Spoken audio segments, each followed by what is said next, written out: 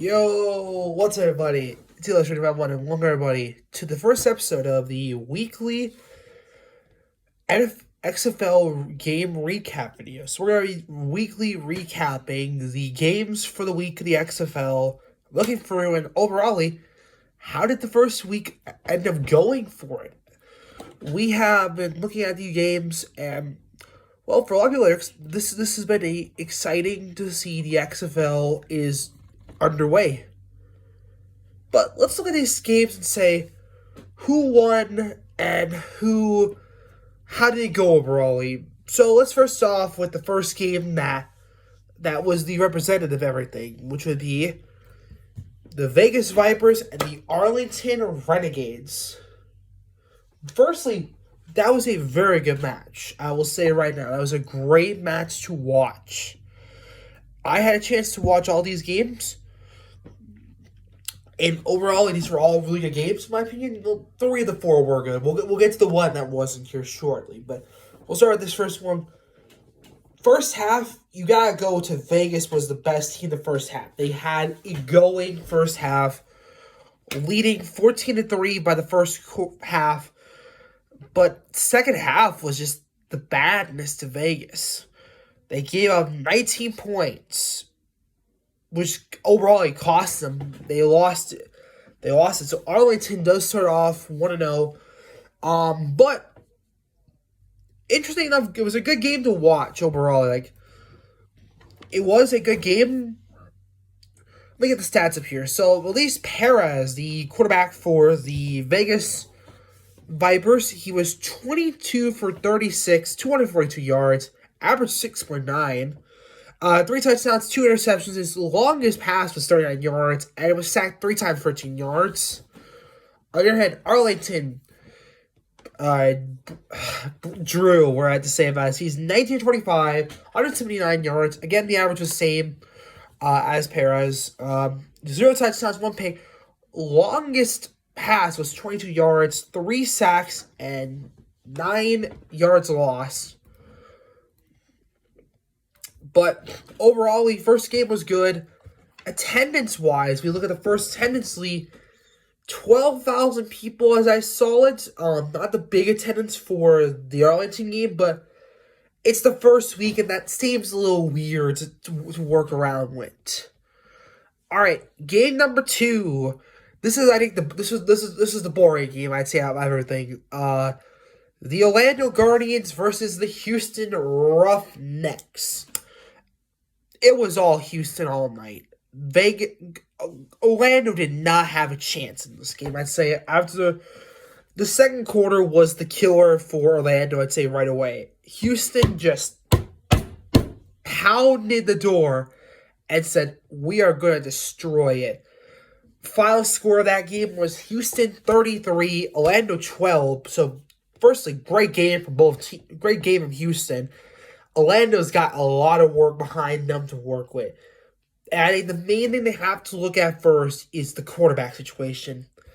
Both quarterbacks combined for 3 interceptions and two touchdowns. But it's going to be interesting. Who do they trust more, Orlando? They go with number 6, Pat Linston, or do they go with the backup?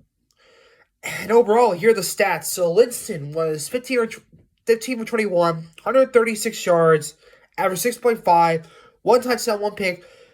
Longest pass was 27 yards. He had sacked 4 times for 27 yards. He lost. The backup, meanwhile, 12 for 18, 142 yards, 7.9 average, 1 touchdown, 2 picks. Longest pass was 51 yards. 3 sacks, they lost 15 yards from him.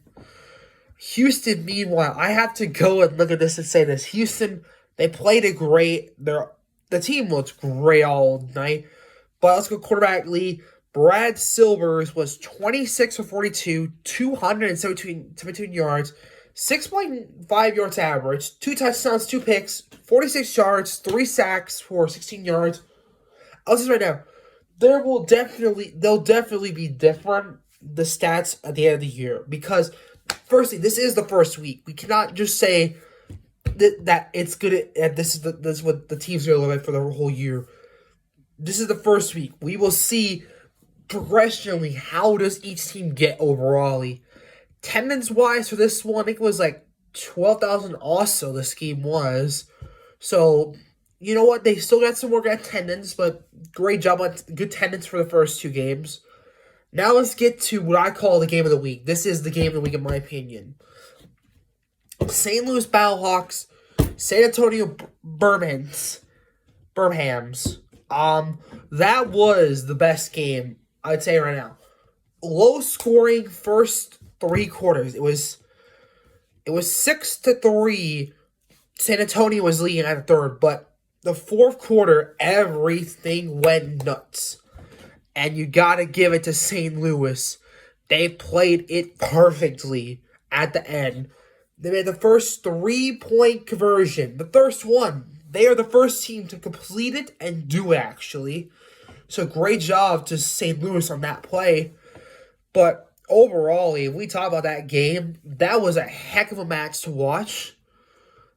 But for me as a St. Louis Battlehawks fan, heck of a win we wanted to see. Comeback win.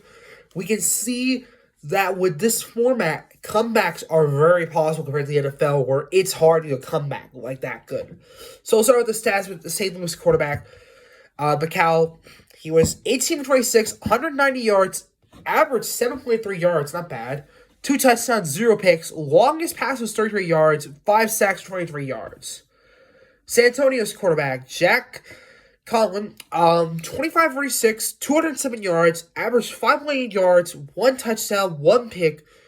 Longest pass was 24 yards, and sacks got 2 for 16 yards. Attendance-wise, I believe I heard 27,000 people attended that game. Best attendance from all the games, as I found out. That was the best attendance game. It was the San Antonio match. I think that's going to be blown out, particularly with St. Louis. St. Louis has a lot of attendance tickets going. They have tickets just boom, boom, boom, boom, boom, boom, boom, boom. They have tickets just going. All right, last but not least, let's get to how the lemon game. If you don't know what I mean, I will explain what that meant. It was the Seattle Sea Dragons and the DC Defenders. Again, this was another good game overall. But hey, this was interesting. This game was going to more of a Seattle side, but things changed pretty dramatically due to the fans. The staff took away the fans' the beer cup snake. If you know what I'm talking about, look up that. It is a giant, like all their cups, they finished up like a giant snake. They took it away, and the fans threw lemons on the field. And DC just came back in that game. And heck, great job for DC. I give them applause. Great game from them. For them to still win it. But let's go to the stats overall with both quarterbacks. Firstly, let's talk about Seattle. Ben DiNucci, 35-54, 282 yards, average of 5.2, 1 touchdown, 2 interceptions, 31 yards was his longest pass, 2 sacks for 8 yards, and they did bring the backup in for Seattle. He has 1 for 2, 6 yards, 3 yards average, 0 touchdowns, 0 picks, 6 yards was his longest pass.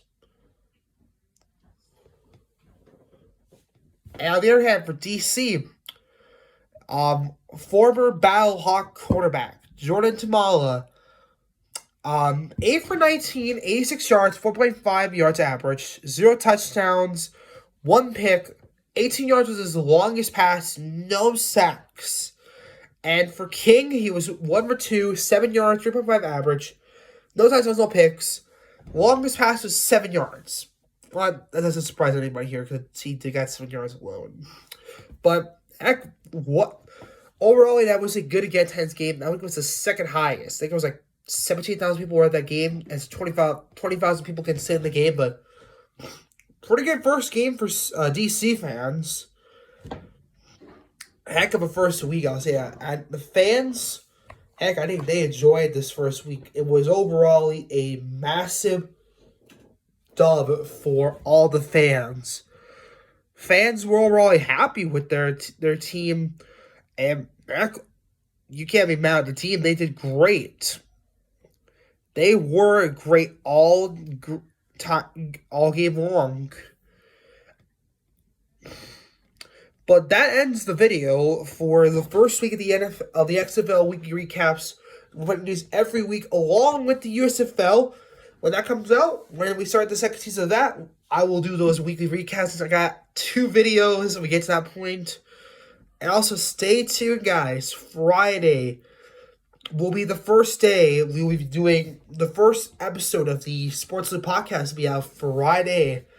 We're trying to get it out this Friday for you guys. That's the plan. We're doing recordings planned to this week, so we will get this video ready for you guys on Friday. Probably 40 minutes long, but thank you guys for watching. Make sure to like and subscribe. We'll see you all next time. Peace out, everybody.